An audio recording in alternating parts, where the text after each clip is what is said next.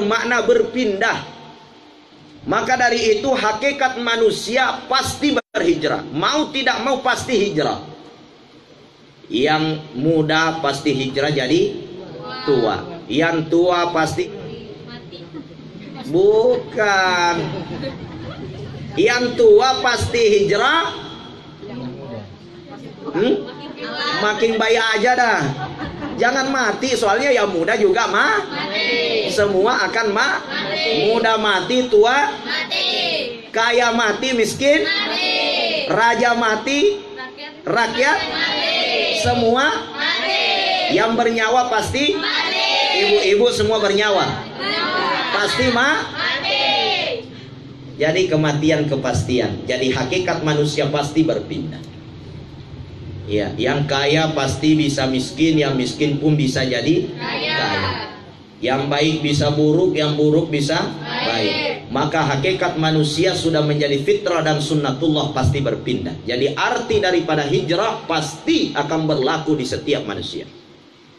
Akan tetapi kita diperintahkan untuk berhijrah. Satu, hijrah kita bagaimana yang tidak baik berubah menjadi baik, yang baik berubah menjadi lebih baik. Inilah yang dimaksud hijrah ilal ihsan.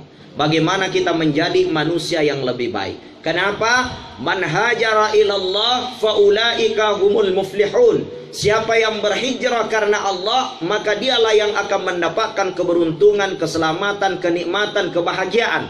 Allah, siapa yang tidak hijrah karena Allah, faulaika humul khasirun, maka dia akan tergolong orang-orang yang rugi, orang yang celaka dunia dan akhirat. Makanya kita wajib hijrah.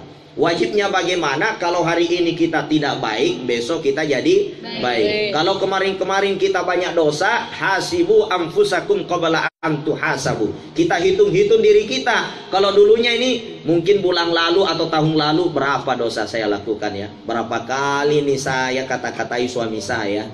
Berapa kali nih saya bikin jengkel suami saya? Nah, tahun Hijriah ini kita hijrah. Bagaimana kita berubah, lebih banyak tersenyum daripada marah-marah.